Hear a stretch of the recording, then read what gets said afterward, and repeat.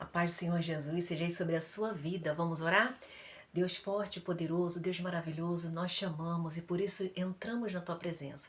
Senhor, pedimos perdão a Ti pelos nossos pecados, Senhor, e pedimos que o Seu Deus venha nos guiar hoje, que o Seu Deus venha nos dar um dia bom, próspero, produtivo, proveitoso, um dia cheio da Tua presença, um dia com o Teu direcionamento. Pai, que o Seu Deus venha nos dar sabedoria, que o Seu Deus venha nos dar sabedoria para a gente administrar aquilo que o Senhor nos deu e que o Seu Deus venha multiplicar aquilo que o Senhor nos deu, nos dá sabedoria e estratégia, Pai, que sejam multiplicadas as bênçãos e que o Seu Deus dê sabedoria também ao Teu povo para lidar com as provas, com as lutas, para vencer, para sair dessas provas vencedores, Senhor. Em nome de Jesus, orienta Teu povo, nos dá sabedoria, frustra os planos do inimigo em nossas vidas, venha nos falar hoje, Pai. Assim eu oro em nome de Jesus.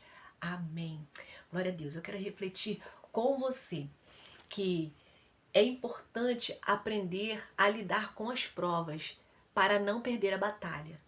Todos nós passamos por provas. Como é que está a sua vida? Você tem vivenciado provas difíceis? E como é que você tem lidado com elas? Vamos refletir lá em Jó 1, o verso 21 e 22, que diz assim: E disse, saí nu do ventre da minha mãe e nu partirei. O Senhor me deu, o Senhor o levou, louvado seja o nome do Senhor. Em tudo isso, Jó não pecou e não culpou a Deus de coisa alguma. Eu não sei se você conhece a história de Jó. Jó foi um homem considerado íntegro, reto diante de Deus. Era um servo de Deus, um homem que vivia na presença de Deus, vivia orando, vivia buscando, até pelos pecados dos filhos dele, ele oferecia sacrifício. E não eram filhos crianças nem adolescentes, eram homens formados.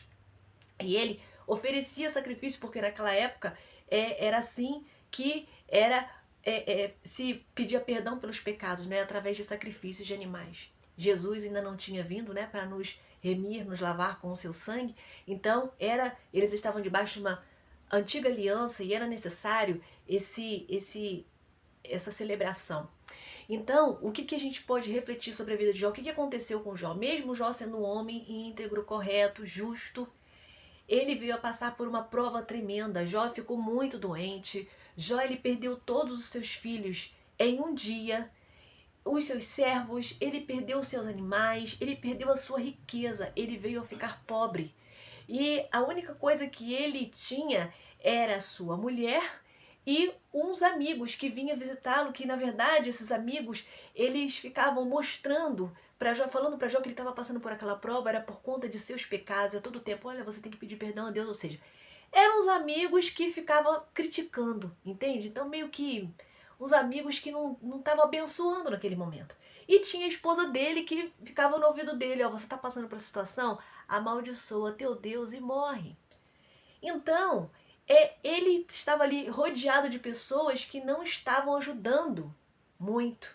Então, quem que ajudava Jó?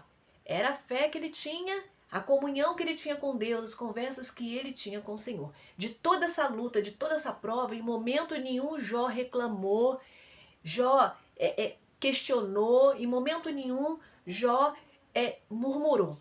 O que a gente pode ver em alguns capítulos, acho que é lá no capítulo 42, quando ele disse, ó, o Senhor abençoou o final da vida de Jó mais do que o início, 42:12. E ele teve 14 mil ovelhas, 6 mil camelos, 1.000 juntas de boi e 1.000 jumentos. E aí também ele teve filhas, filhos. Então Deus abençoou muito a vida de Jó no final. Também em um momento da vida de Jó, Jó ele disse, sei que os seus planos não podem ser frustrados, Senhor. Ele acreditava no Senhor. Ele cria em Deus. Mesmo às vezes ele entrando em processos de tristeza, ele se levantava. Não, peraí, eu sei que os planos do Senhor não podem ser frustrados. Olha a forma como Jó lidou com as provas, com as batalhas, com as dificuldades. Jó, ele não murmurou, não reclamou, não deixou de crer em Deus, não deixou de buscar a Deus e não cedeu às críticas de seus amigos e nem à fala que não tinha nada de fé de sua esposa. Ele focou em Jesus. E eu quero refletir com você como nós temos enfrentado as provas e batalhas nesse tempo. Como você tem enfrentado as provas e as lutas na sua vida. Se você não souber lidar com as provas, com as situações difíceis, você vai perder toda a batalha. A batalha é uma vida inteira Provas é uma aqui, uma ali. Você tá entendendo? Você tá pegando? Pois é. Como você tem lidado com as lutas e as adversidades? Vamos nos lembrar de Jó? Deus, ele está observando se você está sendo correto, se você está dependendo dele ou não. Deus, ele está observando você. Como é que está o teu nível de dependência? Ou será que você está querendo agir na força do braço? Ou será que você está querendo fazer do seu jeitinho? Sabe, tem coisas que é pra gente orar em Deus, buscar sabedoria em Deus e Ele vai nos dar estratégia. Se Ele quiser que a gente busque a ajuda de pessoas, até nisso Ele vai dar orientação.